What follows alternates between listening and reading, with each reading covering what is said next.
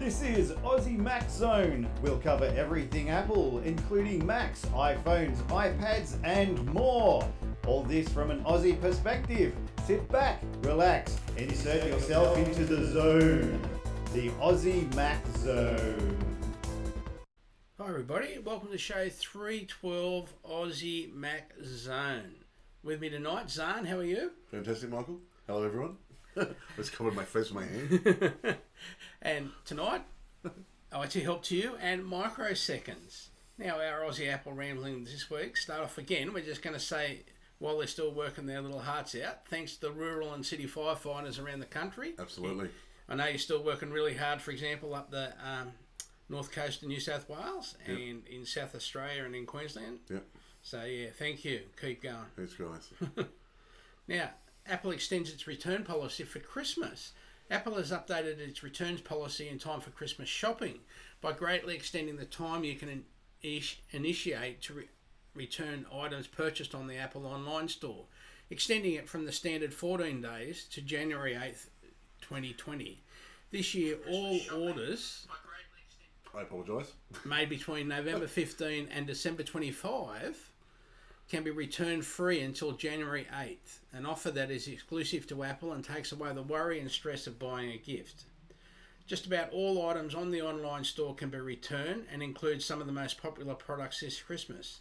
These include the Apple Watch, iPhone, iPad and Macs, and AirPods Pro, HomePod and more. And it does take the hassle out of guessing what you buy, so that you don't have to worry, because you can bring it back until January 8th. Mm-hmm. And I think you have to double check when you're buying that it also applies to when you're purchasing in store at Apple too. So yeah, just double check that. But yeah, We're also live now. That's what I was just doing. So we're live for questions and things like that. So if you want to jump on, if you're one of my friends or whatever, you want to jump on what I've just shared. You got friends? Ask a question. Not really. They're online. They don't really. It's not like I'm seeing them every day. Or go straight to. I'm pointing, by the way, at laptops and phones. You can't see the only camera, but it's okay. You can go straight to Aussie Mac Zone, where it's streaming live, and ask questions right there. And he's not telling fibs, we do.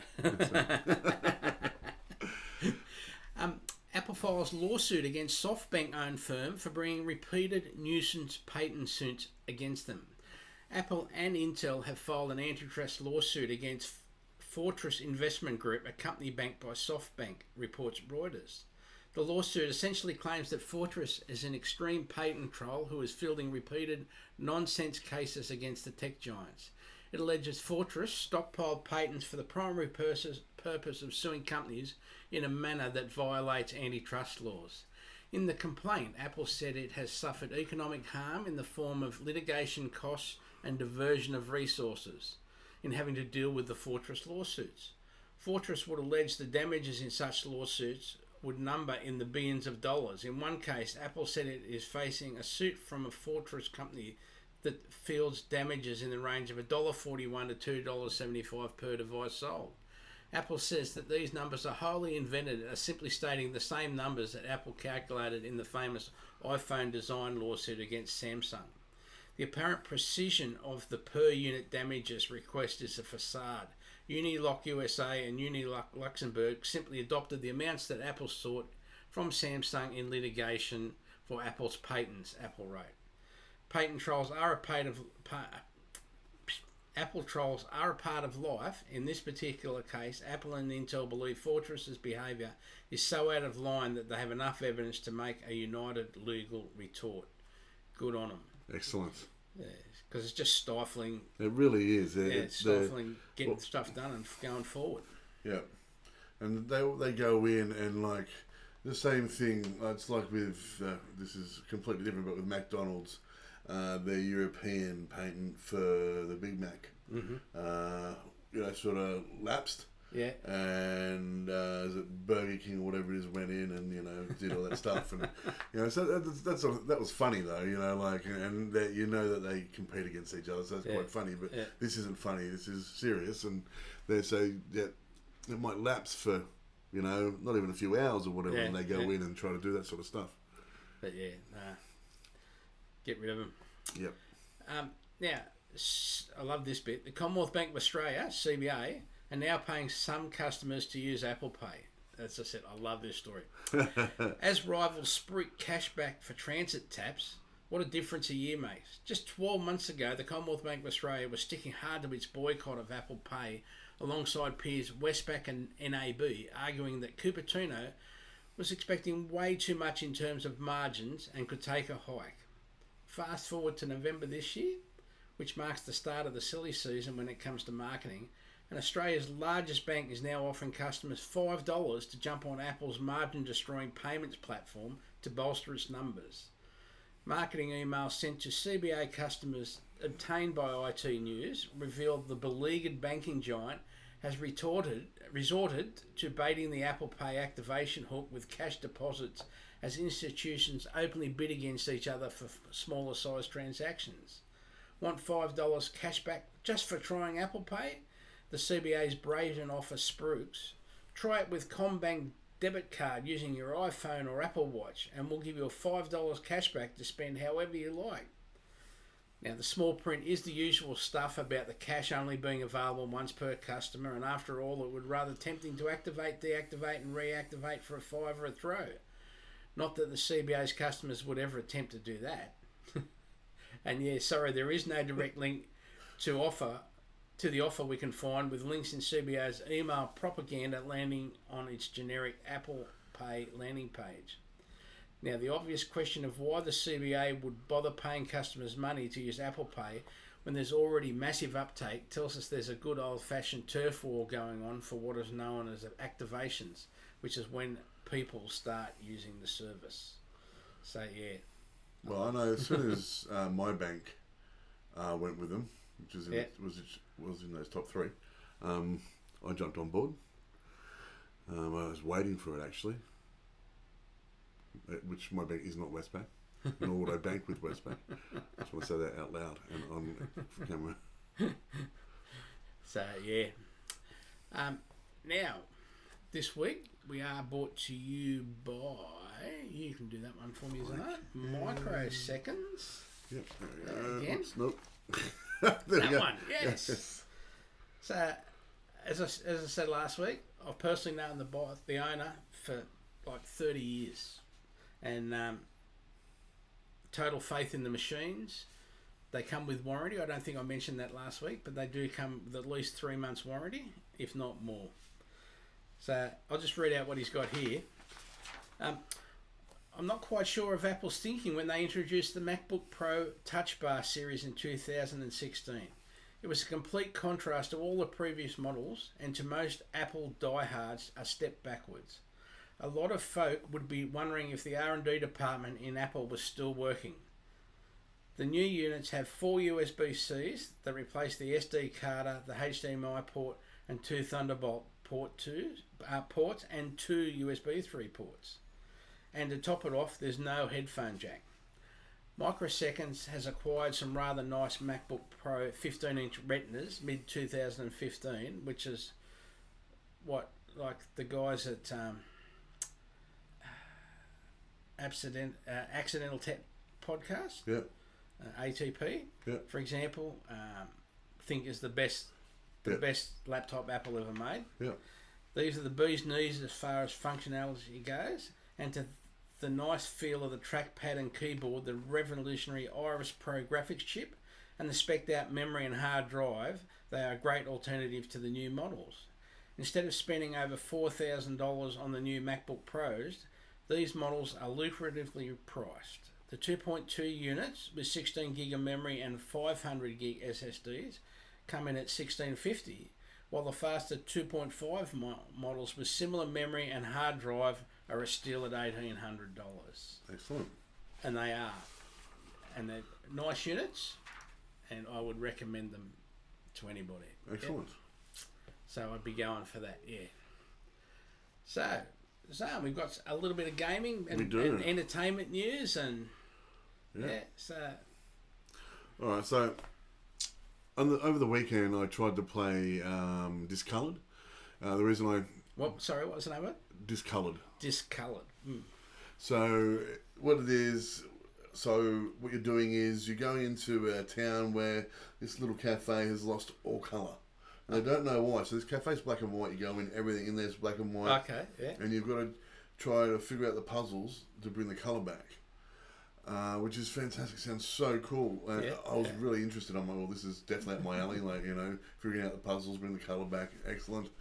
So I downloaded onto actually it was on to your phone. Okay, yeah. While we were out, and I was trying to give it a go. I couldn't play it on the phone at all. So the movement of it was dodgy at best. You sort of had to use both thumbs like a controller, but also look at the screen at the same time. So I'm using my hands. I'm sorry, I should be looking at the screen. But it just didn't work for me on the phone. I couldn't get it to sort of do what I wanted it to do. I'm not dismissing the game at all. I'm going to give it a go on the Apple TV with a controller because I think just the concept of the game and the synopsis that I read sounds fantastic. But again, it was really hard. I lost interest really quickly because of just how hard it was. The movement was. So again, I'm going to give it a try on the Apple TV this week with a controller and see how I go. If I'm wrong and someone out there's played it and they like it on the phone, they think that the movement's good and they're used to it, maybe I'm just getting too old.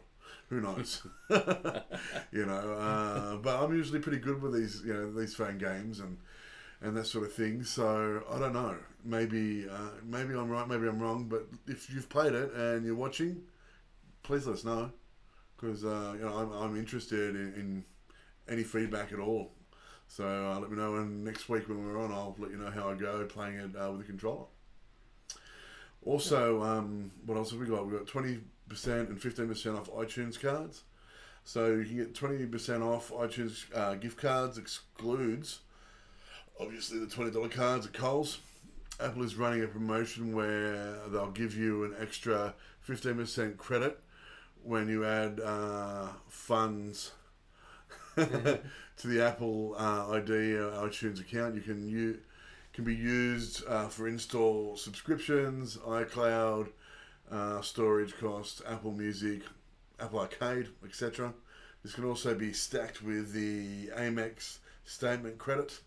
If you've activated that and add your Amex card to your Apple ID, essentially you get $23 credit for a $10 Amex deal here.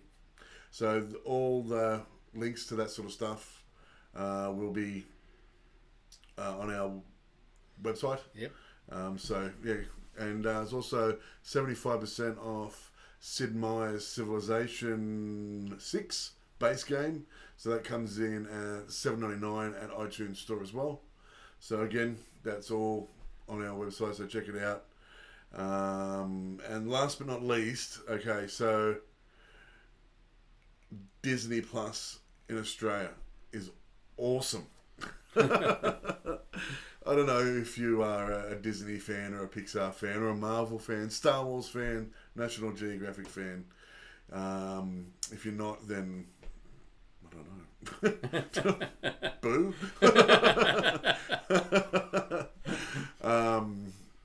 I am a huge fan. I have been since I was a little kid. I now watch all the movies with my kids. They've also got Marvel, so you can watch any of the Marvel TV series right back to, I think it's 80s. They've got some of the 80s Spider-Man cartoons on there. I've been watching 90s X-Men, 90s Spider-Man. I just found when I was looking up before we discussed talking about this, looked up if they had Gummy Bears. They've got all 6 seasons of Gummy Bears. I'm actually really excited about that. I love DuckTales, Tailspin, Gummy Bears, all that sort of stuff. It was great when I was a kid. Saturday morning Disney. I really think it's worth the $8.99 that we're paying for it here a month. Because do you want to watch Sword in the Stone? Yeah, good, it's there. Do you want to watch X-Men? It's there. Do you want to watch Jeff Goldblum talk about weird science? It's there. I could go on and on. Mandalorian. Jesus, that's such a great series. I'm a huge Star Wars fan as well. The Mandalorian's got 3 episodes now.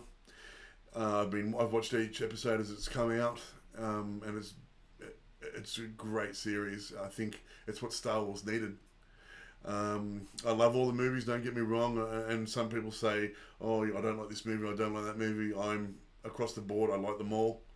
I think if you've got a little 8-year-old inside your head that still loves all that science fiction stuff, that they're great. So, I don't know if that sounded normal. I do. So you'd recommend it, eh? I recommend it. What do we got here? November 24th, 1990. Steve Jobs gets another feather. Not that picture, Not sorry. that picture. It's G3. It's 5, isn't it? G3. G3, I can't remember anyway. Sorry, everybody. I'm just trying to catch up here. Where am I? Gee, there it is.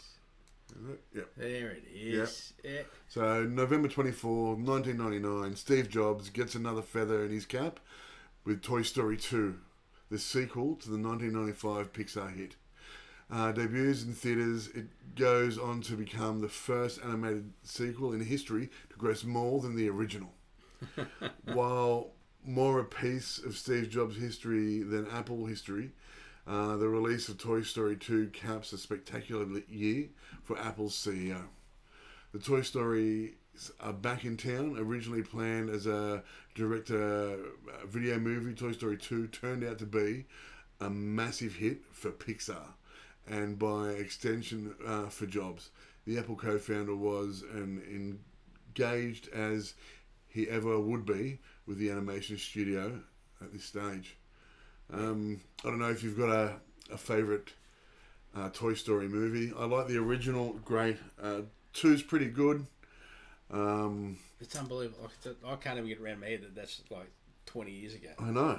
It's just 20 years. Yeah. It goes so quick. And like I said, like now, I have a 3-year-old son. If you're watching Hello Hunter, he normally is. He loves Toy Story. And like I said, this is 1995. Yeah. And it hasn't dated. It's one of those things that will be there forever. And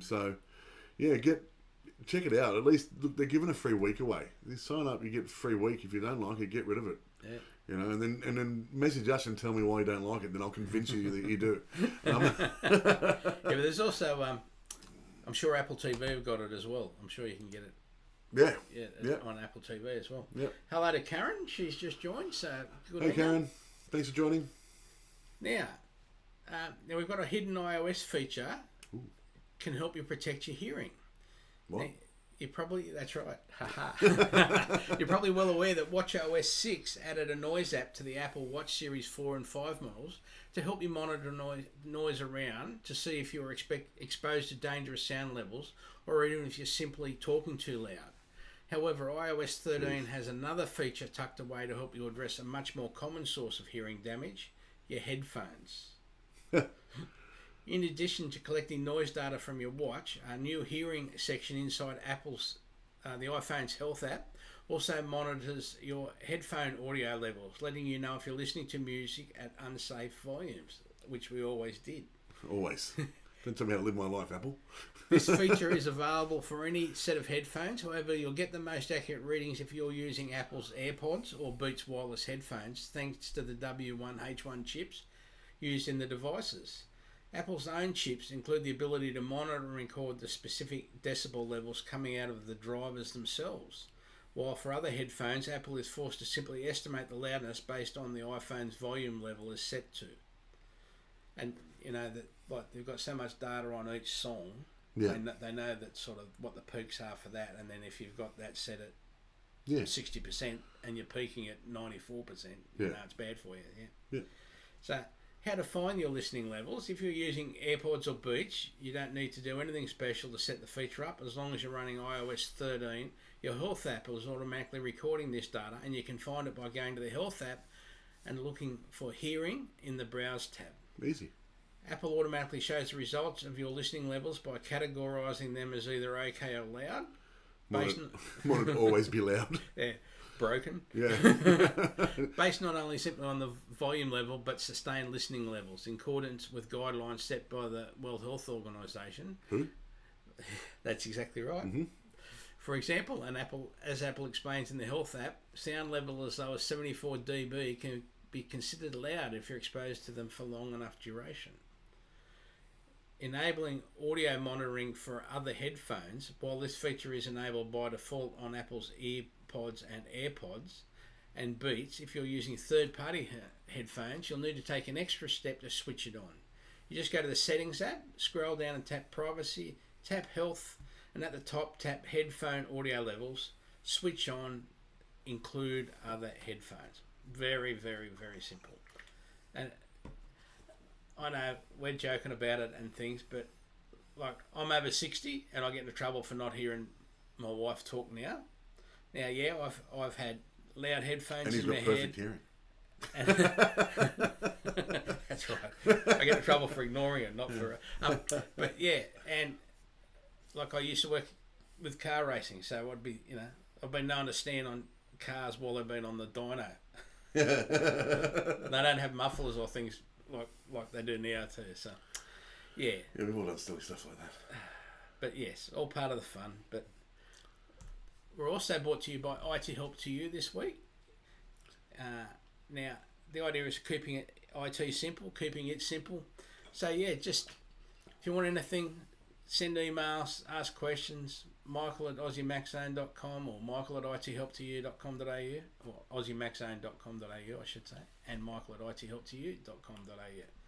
So yeah, just keep it in mind, ithelptoyou.com.au. So go back to the wide shot. What's our next story? Oh yeah, I've got a pick for this one too, which is yeah, go for it. Thank you. That's S5, is it? We're looking up at this. There we go. Go. So Tim Cook promises to keep fighting for DACA, and user privacy and more in a new interview. I will fight until my toes point up on the subject because I think it's so core to who we are as people that we not turn our back on people that came into this country as kids. They were brought here well before they could make a decision on their own, Cook said. These people are the core of what American is. Cook's comment on DACA came after he and President Trump publicly toured a facility in Austin, Texas, where the Mac Pro has been made since 2013. Mind you, while President Trump was there, he said, I'm here to open this new plant.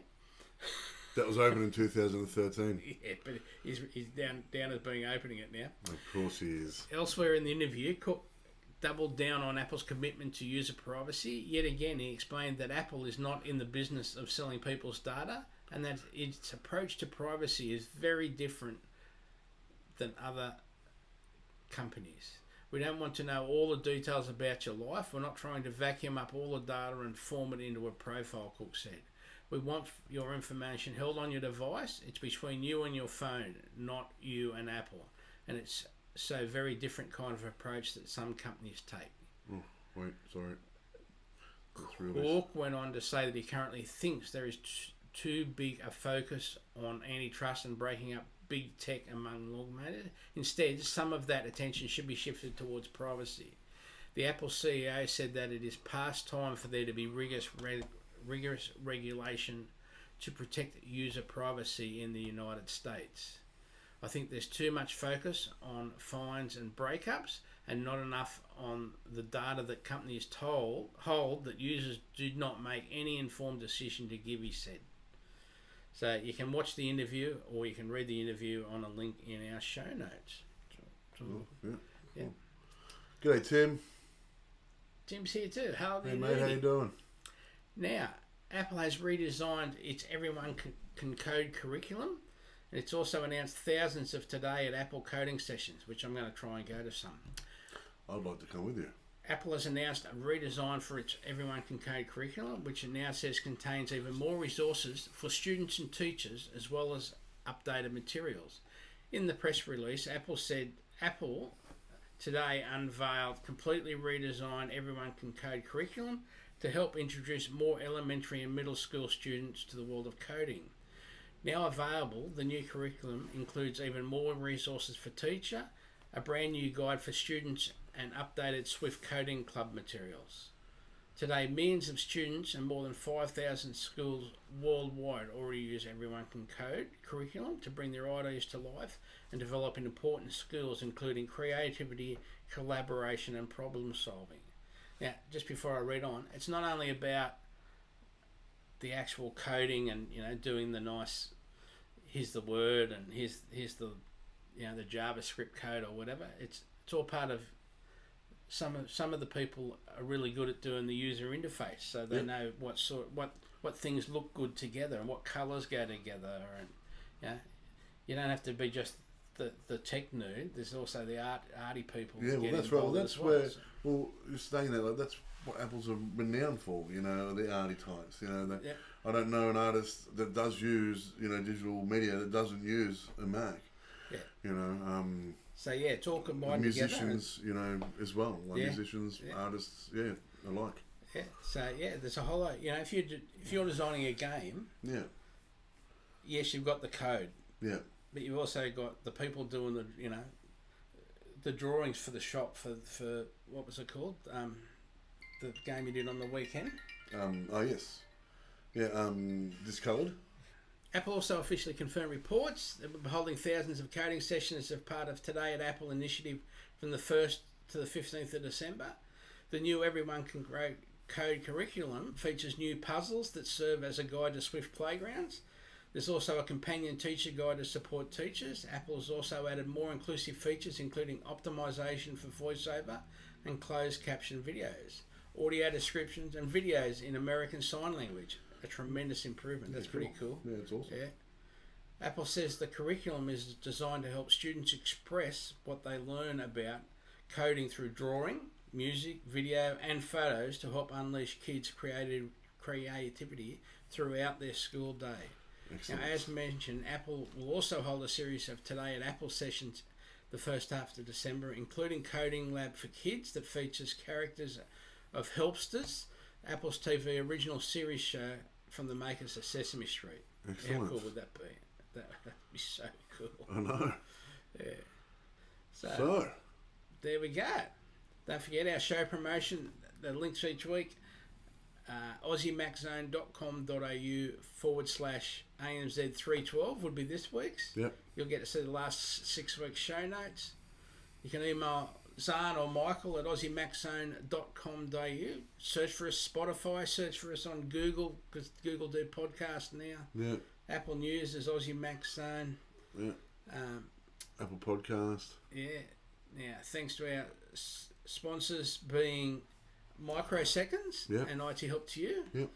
Most importantly, thank you, our support, our listeners, like Tim and Ness and... Yeah, Tim Ness, man, over here. I've got Karen, I've got Michelle, I've got Persia, I've got Kenny.